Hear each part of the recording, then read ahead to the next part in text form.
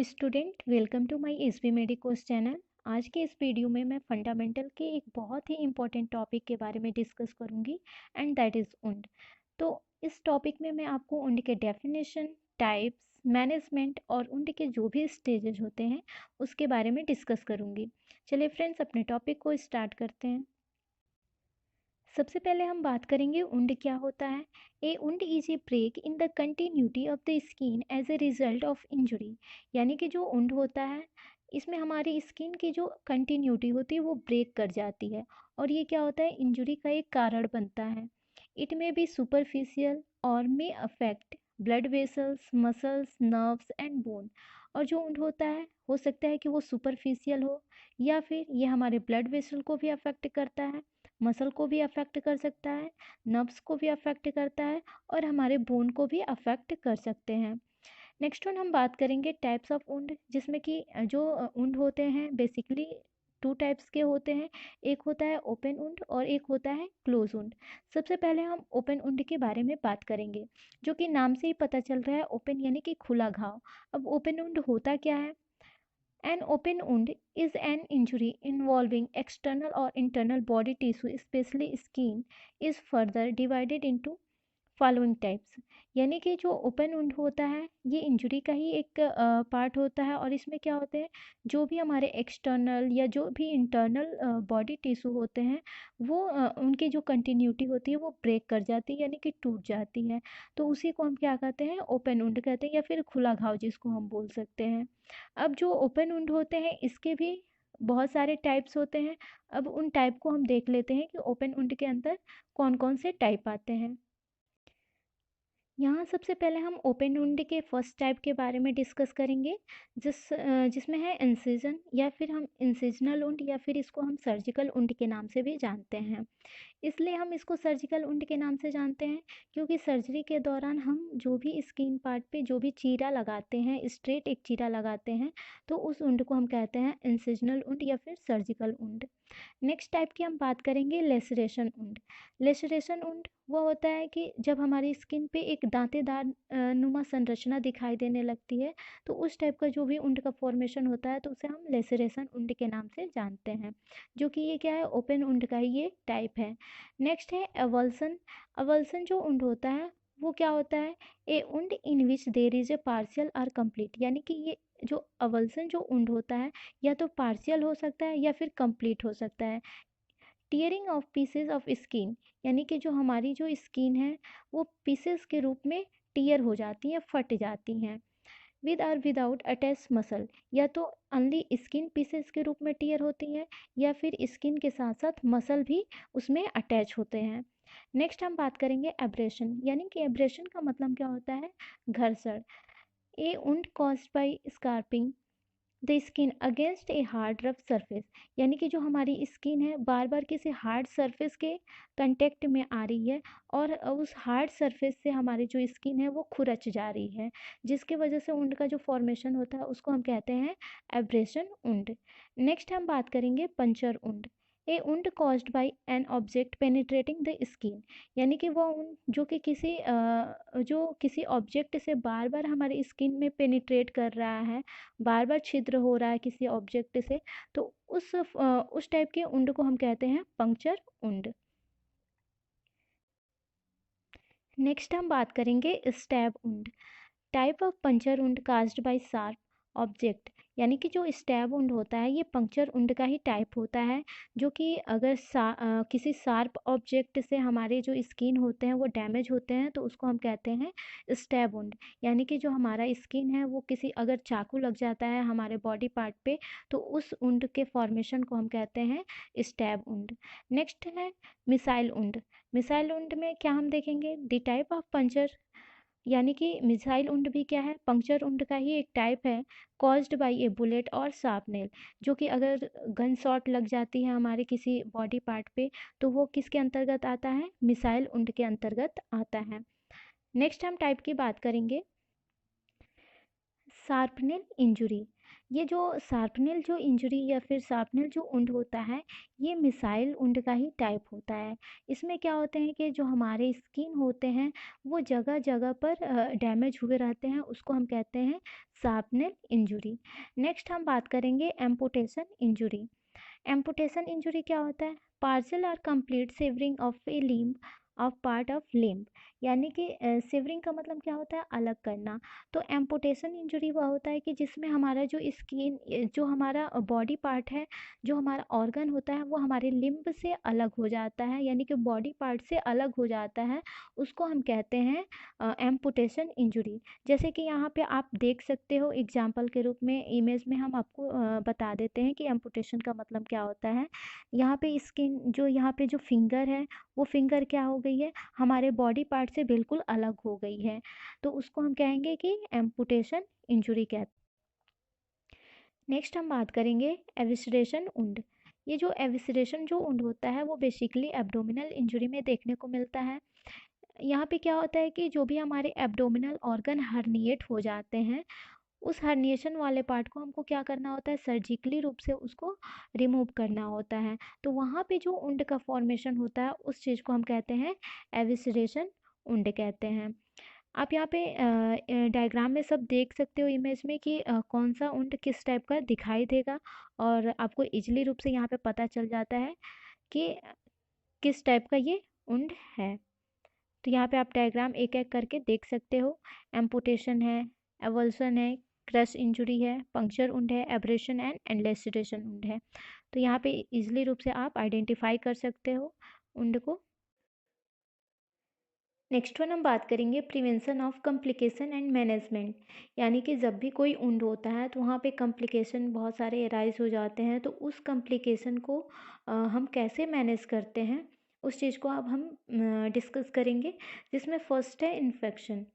यानी कि जब भी कोई वुंड होता है, तो सबसे ज़्यादा खतरा वहाँ पे इन्फेक्शन का होता है। तो उस इन्फेक्शन को हम कैसे प्रिवेंट कर सकते हैं, कैसे उसको मैनेज करते हैं, उसको हम देख लेते हैं। फर्स्ट है इसमें clean the wound with running water. यानी कि जो भी वुंड है, उसको हम रनिंग वाटर से क्लीन करते हैं। यानी कि ये नहीं है कि बहुत टाइम तक कोई भी वाटर को स्टोर करके रखें और उस स्टोर किए हुए वाटर से हम वुंड को क्लीन करें। इससे क्या होता है? इन्फेक्शन का खतरा बढ़ जाता है। तो जो भी रनिंग वाटर है, जो भी ताज़ा पानी है, उससे हम क्या करते हैं? वुंड को हम क्लीन करते हैं। तो ये हमारा फर्स्ट स्टेप था इन्फेक्शन से प्रिवेंट करने का।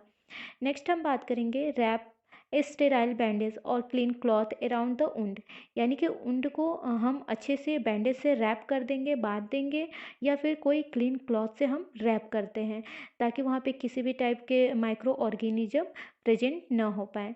क्योंकि ओपन वुंड रहता है, तो वहाँ पे इजली रूप से कोई भी माइक्रो ऑर्गेनिज्म आकर प्रेजेंट हो जाता है और इन्फेक्शन के चांस को इंक्रीज करता है। नेक्स्ट हम बात करेंगे avoid unnecessary touching to the wounded area.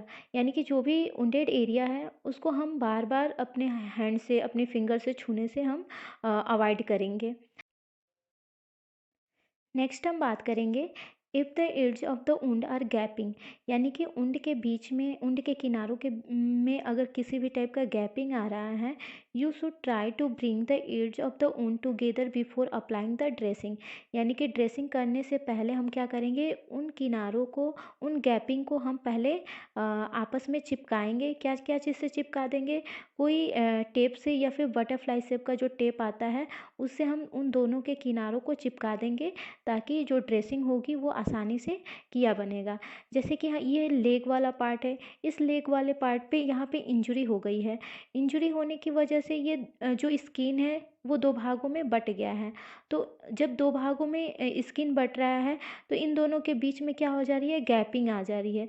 तो उस गैपिंग को हम कवर करेंगे क्या चीज़ से? कोई बटरफ्लाई शेप का टेप, वहाँ पे एडहेसिव जो टेप आते हैं, उसको हम चिपका देंगे, ताकि ड्रेसिंग ईजिली रूप से हो सके और वहाँ से किसी भी टाइप का लीकेज ना हो सके।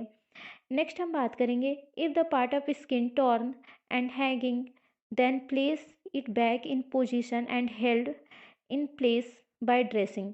यानी कि अगर स्किन का कुछ हिस्सा क्या हो गया है, फट गया है या फिर लटक गया है, स्किन का कुछ हिस्सा या बॉडी पार्ट का कुछ हिस्सा क्या हो गया है, वो फट कर लटक गया है, तो उसको हम क्या करेंगे, वापस फिर उसी स्थिति में लाकर वहाँ पे हम अच्छे से ड्रेसिंग कर देंगे ताकि वो प्रॉपर रूप से अपने जगह पे वो ऑर्गन आ जाए। नेक्स्ट हम बात करेंगे हाइपोवॉलेमिक शॉक, यानी कि अगर किसी पर्सन को उंड हो जाता है तो हाइपोवॉलेमिक शॉक का भी कंडीशन, ऐसा भी कॉम्प्लिकेशन देखने को मिलता है, क्योंकि उसके बॉडी से बहुत ज़्यादा ब्लड लॉस हो जाते हैं और ब्लड लॉस होने की वजह से वो पर्सन हाइपोवॉलेमिक शॉक में, यानी कि शॉक के कंडीशन में चला जाता है। तो उस दौरान उस पेशेंट के साथ हम क्या क्या मैनेजमेंट करेंगे। फर्स्टली तो हम उसको अपने क्लोज ऑब्जर्वेशन में रखेंगे, और नेक्स्ट हम उसके कंसिस्टेंस लेवल को भी हम चेक करेंगे, और ये भी हम देखेंगे कि जो भी वुंड एरिया है वहाँ से कितने अमाउंट में जो ब्लीडिंग हुई है, कितने लॉस हुई है, उस चीज़ को भी हम नोट करेंगे। और उसके इलेक्ट्रोलाइट बैलेंस को मेंटेन करने के लिए हमको क्या करना होता है, प्रॉपर अमाउंट में फ्लूइड उनको चढ़ाना होता है, फ्लूइड प्रोवाइड करना होता है।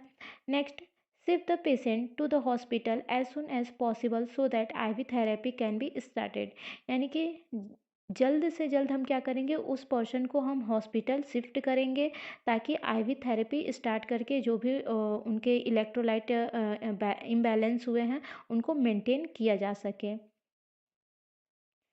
नेक्स्ट हम बात करेंगे टिश्यू डैमेज, जिसमें है any movement of the lacerated tissue will aggravate the bleeding and increase local damage, यानी कि जो भी टिश्यू डैमेज हो गया है, जो भी पार्ट के टिश्यू डैमेज हो गए हैं, अगर उनको ज़्यादा हम हिलाते या डुलाते हैं उस पार्ट को, तो जो भी ब्लीडिंग है वो और भी ज़्यादा इंक्रीज हो जाती है। तो इस चीज़ को हम कैसे मैनेज करते हैं, उस चीज़ को हम देख लेते हैं, जिसमें फर्स्ट है इमोबलाइज द इंजर्ड पार्ट, यानी कि जो भी पार्ट इंजर्ड हो गए हैं उनको, उस पार्ट को हम ज़्यादा हिलाएंगे डुलाएंगे नहीं। नेक्स्ट है keep the patient lying at rest, particularly if the foreign body shrapnel is embedded in the wound or there is fracture, अगर कोई पार्ट फ्रैक्चर कर गया है या फिर उस वुंड में कोई बाहरी फॉरेन मटेरियल धंस जाता है, उस दौरान हम क्या करेंगे, उस पार्ट को मतलब रेस्टिंग पोजीशन में रखेंगे, क्योंकि अगर उस पार्ट को और भी ज़्यादा हम हिलाएंगे डुलाएंगे तो जो भी मटेरियल धंसा है उसके बॉडी पार्ट में, उसके वजह से और भी ज़्यादा खतरा हो सकता है। नेक्स्ट हम बात करेंगे shift the patient hospital as soon as possible, जितना जल्दी हो सके हम उस पेशेंट को हॉस्पिटल एडमिट करेंगे। नेक्स्ट हम बात करेंगे don't try to pull the implanted foreign body because it damage the blood vessels, यानी कि अगर बॉडी पार्ट पे कोई फॉरेन मटेरियल इम्प्लांट हो गया है तो उस फॉरेन मटेरियल को हम कभी भी खींचेंगे नहीं, क्योंकि खींचने की वजह से जो भी अदर बॉडी पार्ट है वो डैमेज हो सकते हैं, जैसे कि ब्लड वेसल्स भी उसके साथ साथ डैमेज हो सकता है। तो इस चीज़ का हम काफ़ी ध्यान रखेंगे। नेक्स्ट टाइप की हम बात करेंगे क्लोज वुंड, यानी कि क्लोज वुंड यानी कि अंदरूनी जो घाव होते हैं उसके बारे में हम बात करेंगे, जिसमें क्लोज वुंड अगर when the skin remains intact, यानी कि क्लोज वुंड में क्या होता है कि जो हमारी स्किन होते हैं इंटैक्ट होते हैं, यानी कि स्किन जो होते हैं वो जुड़े रहते हैं, और जो घाव होता है वो अंदरूनी होता है, यानी कि स्किन के नीचे होता है, उसको हम क्या कहते हैं, क्लोज वुंड कहते हैं। जिसमें फर्स्ट है ब्रूइस या फिर कंट्यूजन इंजुरी, इसमें क्या होता है, injury to the subcutaneous tissue without disruption of the overlying skin, यहाँ पे मिस्टेक हो गया है, यानी कि ओवरलाइन स्किन, इसमें क्या होते हैं कि जो भी इंजरी होते हैं वो सबक्यूटेनियस टिश्यू में देखने को मिलता है, यानी कि स्किन बिल्कुल वैसे ही ऊपर से दिखाई देगा, लेकिन जो हमारे जो सबक्यूटेनियस टिश्यू होते हैं वो क्या होते हैं, डैमेज हो जाते हैं, उसी को हम क्या कहते हैं, ब्रूइस या फिर कंट्यूजन इंजुरी कहते हैं। क्योंकि आपको पता है कि जो हमारी स्किन होते हैं उसके 3 पार्ट होते हैं, एक होता है फर्स्ट जो पार्ट होता है एपिडर्मिस होता है, सबसे आउटर लेयर होती है, उसके बाद जो सेकंड पार्ट होता है वो होता है एपिडर्मिस जो कि मिडिल लेयर होती है, और जो थर्ड होता है वो होता है सबडर्मल या फिर सबक्यूटेनियस जिसको हम कहते हैं। तो वो पार्ट क्या होते हैं, इसमें रप्चर हो जाते हैं, डैमेज हो जाते हैं, तो उसको हम कहते हैं ब्रूस या फिर कंट्यूजन कहते हैं। नेक्स्ट हम बात करेंगे क्रश इंजुरी, यानी कि इसमें क्या होते हैं, crushing of the soft tissue sometimes bone और without an appear wound of the skin, यानी कि स्किन पे किसी भी टाइप का वुंड अपीयर नहीं दिखाई देगा, बट क्या होता है कि जो भी हमारे सॉफ्ट टिश्यू होते हैं या फिर कभी कभी बोन भी क्या होते हैं, क्रश हो जाते हैं, यानी कि चूर चूर हो जाते हैं, उसको हम कहते हैं क्रश इंजुरी। नेक्स्ट हम बात करेंगे blast injury, damage to internal organs such as lungs, blood vessels and bowel as a result of pressure wave created by an explosion, यानी कि इसमें क्या होता है ब्लास्ट इंजुरी में कि जो भी हमारे इंटरनल ऑर्गन होते हैं जैसे कि लंग्स, ब्लड वेसल्स जो होते हैं वो क्या होते हैं, प्रेशर पड़ने की वजह से डैमेज हो जाते हैं और अंदर ही अंदर डैमेज हो जाते हैं, जिसको हम कहते हैं ब्लास्ट इंजुरी। तो ये सब क्या है, क्लोज्ड वुंड के टाइप्स होते हैं। नेक्स्ट हम बात करेंगे prevention of complication and management, यानी कि क्लोज वुंड जब होता है उस दौरान हम कैसे, किस टाइप के कॉम्प्लिकेशन अराइज होते हैं और कैसे कैसे हम उसको मैनेजमेंट कर सकते हैं। In case of close wound firstly we will treat the shock same as open wound, यानी कि हम क्या करते हैं, अगर क्लोज वुंड होता है उस दौरान अगर सॉक अपीयर होता है, जैसे हमने ओपन वुंड में सॉक के मैनेजमेंट को बताया, उसी टाइप से हम क्या करेंगे क्लोज वुंड में भी मैनेजमेंट प्रोवाइड करेंगे।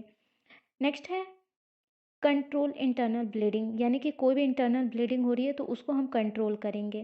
Next splint the limb to immobilize the part, reduce the pain and prevent further rupture of blood vessels, यानी कि हम स्प्लिंट लगाकर जो भी पार्ट फ्रैक्चर हो गए हैं या जो पार्ट इंजर्ड हुए हैं उसको गतिशीलता से बचाएंगे ताकि पेन अराइज ना हो, और साथ ही साथ जो ब्लड वेसल्स रप्चर हो रहे हैं उनको रप्चर होने से बचाएंगे।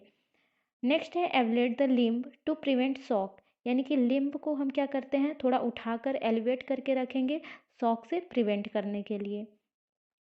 Next cool the limb, it will help in controlling the bleeding by contraction the blood vessels, यानी कि उस लिम्ब पे हम क्या करेंगे कूल थेरेपी प्रोवाइड करेंगे ताकि जो ब्लीडिंग होगी वो कंट्रोल हो सके। नेक्स्ट है treat shock as we have already done, यानी कि शॉक को ट्रीट करने के लिए हम जो भी ओपन वुंड में बताए हैं, जो थेरेपी बताया है, जो मैनेजमेंट बताए हैं, उसी के अकॉर्डिंग हम क्या करेंगे शॉक को प्रिवेंट करेंगे। नेक्स्ट है look for fracture and internal injuries and treat accordingly, यानी कि हम क्या करेंगे फ्रैक्चर या फिर कोई भी इंटरनल इंजुरी हुई होती है उसको ऑब्जर्व करेंगे, एसेस करेंगे और उसके अकॉर्डिंग हम क्या करेंगे ट्रीटमेंट प्रोवाइड करेंगे उस पर्सन को। नेक्स्ट हम बात करेंगे स्टेजेस ऑफ वुंड।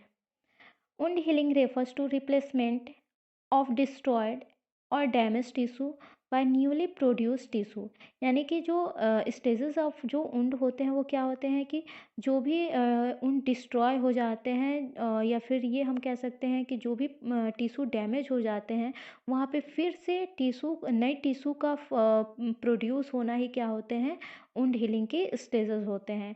या फिर हम ये कह सकते हैं mechanism whereby the body attempts to restore the integrity of the injured part, यानी कि जो भी इंजर्ड पार्ट हुए थे उस पर फिर क्या होते हैं रिस्टोर होते हैं, जो हमारे टिश्यू होते हैं जो डैमेज होते हैं उनका क्या होता है फिर से रिस्टोरेशन होता है, उस चीज़ को हम क्या कहते हैं वुंड हीलिंग स्टेजेस कहते हैं। जो वुंड हीलिंग के जो स्टेजेस होते हैं बेसिकली ये 4 इसके स्टेजेस होते हैं, जिसमें फर्स्ट है हीमोस्टेसिस फेज या फिर हम इसको ब्लड क्लॉट फेज के नाम से भी जानते हैं।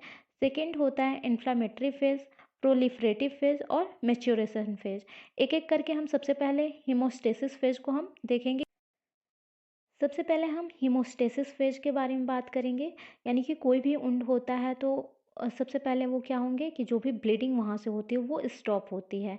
तो वुंड हीलिंग प्रोसेस में हम सबसे पहले हम क्या देखेंगे हीमोस्टेसिस फेज देखेंगे, जो कि हीमोस्टेसिस है 2 वर्ड से मिलकर बना है, हीमो और प्लस स्टेसिस। तो हीमो का मतलब क्या होता है ब्लीडिंग और स्टेसिस यानी कि स्टॉप होना है, यानी कि इस फेज में क्या होगी जो ब्लीडिंग होगी वो स्टॉप होगी, इस प्रोसेस को हम कहते हैं हीमोस्टेसिस फेज। ये जो ब्लीडिंग स्टॉप की जो प्रोसेस होती है वो कैसे कैसे होती है, बॉडी एक्टिवेट रिपेयर सिस्टम, यानी कि जो रिपेयर सिस्टम होते हैं वो एक्टिवेट हो जाते हैं। प्लेटलेट्स एग्रीग्रेशन ऑन इंजरी साइट, यानी कि जो प्लेटलेट्स होते हैं वो इंजरी साइट पे इकट्ठे होने लगते हैं। और प्लेटलेट्स का फंक्शन क्या होता है कि ब्लड को क्लॉट करता है, और ब्लड जब क्लॉट होती है तो वहाँ की ब्लीडिंग क्या हो जाती है, स्टॉप हो जाती है। तो ये फर्स्ट स्टेज होता है वुंड हीलिंग के प्रोसेस। नेक्स्ट हम बात करेंगे इन्फ्लामेटरी फेज। इस फेज में क्या होता है, in this phase body try to remove the bacteria. इस फेज में जो हमारी बॉडी होती है वो बैक्टीरिया को रिमूव करने की कोशिश करती है। That there is growth of new tissue, ताकि वहाँ पे न्यू टिश्यू का ग्रोथ हो सके। अब ये फेज जो होते हैं वो कैसे कैसे होते हैं उस चीज़ को हम देख लेते हैं। WBC neutrophils enter the wound to destroy bacteria, यानी कि WBC का एक टाइप होता है न्यूट्रोफिल्स। ये न्यूट्रोफिल्स क्या करते हैं, वुंड वाले पार्ट में इंटर कर जाते हैं, और जब इंटर करते हैं तो वहाँ पे जो भी बैक्टीरिया प्रेजेंट होती है वो डिस्ट्रॉय हो जाती है। उसके बाद क्या होता है, after 2 to 3 days neutrophils reduce in number. उसके बाद 2 से 3 दिन के बाद जो न्यूट्रोफिल्स होते हैं उनकी नंबर रिड्यूस होने लगती है। और जब न्यूट्रोफिल्स रिड्यूस होने लगते हैं तो वहाँ पे फिर क्या चीज़ का क्या आता है, क्या प्रेजेंट रहता है, मैक्रोफेजेस प्रेजेंट होता है। ये मैक्रोफेजेस भी क्या होते हैं, वुंड में इंटर करते हैं और वहाँ पे जो भी बैक्टीरिया प्रेजेंट होते हैं उनको किल कर देते हैं।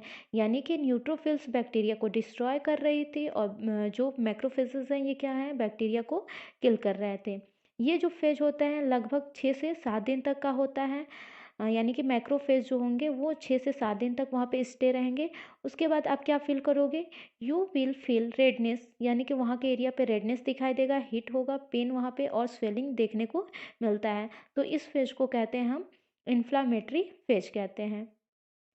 नेक्स्ट हम देखेंगे प्रोलिफरेटिव फेज। इस फेज में क्या होता है, जो वुंड होते हैं वो फिल होते हैं, यानी कि भरने वाले स्टेज में आ जाते हैं। क्योंकि फर्स्ट स्टेज में क्या होता है, ब्लीडिंग जो हुई थी वो स्टॉप हुई थी। सेकेंड फेज में क्या होता है, जो भी बैक्टीरिया थे वो किल हो गए थे। और थर्ड फेज में क्या हो रहा है कि जो वुंड है वो फिल हो रहा है, यानी कि जो घाव है वो भर रहा है। तो ये जो फेजेस होते हैं वो कैसे होते हैं, जिसमें फर्स्ट है एपिथेलियम सेल प्रोलिफरेट्स, यानी कि जो इपिथेलियल जो सेल है वो प्रोलिफरेट्स होते हैं। और उसके बाद क्या होते हैं, to fill the wound and cover the wound, वो क्या करेंगे, वुंड को फिल करेंगे और वुंड वाले एरिया को वो फिल करके कवर कर देते हैं। उसके बाद क्या होता है, then granular tissue fill the wound with new blood vessels. उसके बाद जो ग्रेनुलर जो टिश्यू होते हैं उनको नए नए ब्लड वेसल से फिल करते हैं। जो ये फेजेस होते हैं वो कब तक रहते हैं, 5 से लेकर 24 दिन तक ये फेजेस जो होते हैं वहाँ पे स्टे रहते हैं। उसके बाद नेक्स्ट फेजेस स्टार्ट हो जाता है, जिस फेजेस को हम कहते हैं मैच्योरेशन फेज। मैच्योरेशन फेज में क्या होता है, in this phase new tissue form last for 21 to 2 years। इस फेज़ में न्यू टिश्यू जो होते हैं उनका फॉर्म वो बन चुका होता है। और ये जो स्टे होता है कब तक, ये जो फेज़ होता है ये 21 to 2 years तक स्टे होता है। मैच्योरेशन फेज़ को हम रीमॉडलिंग स्टेज के नाम से भी जानते हैं। क्यों रीमॉडलिंग स्टेज के नाम से जानते हैं, क्योंकि इसमें नए नए टिश्यू का फॉर्मेशन होता है, रीमॉडलिंग होता है, इसलिए हम इसको क्या कहते हैं, रीमॉडलिंग स्टेज के नाम से भी जानते हैं। इसमें वुंड हील हो जाता है और फुली रूप से जो वुंड एरिया होते हैं वो फुली रूप से क्लोज्ड हो जाते हैं। यहाँ पे आप स्टेजेस डायग्राम में देख सकते हो, इमेज के थ्रू आप इजीली रूप से देख सकते हो कि वुंड हीलिंग के जो स्टेजेस होते हैं वो कैसे कैसे होते हैं। उसके बाद ये टॉपिक आपका अच्छे से क्लियर हो जाएगा। तो आई होप कि ये टॉपिक आपको अच्छे से समझ में आया होगा। थैंक यू फ्रेंड्स, मिलते हैं अपने नेक्स्ट वीडियो में।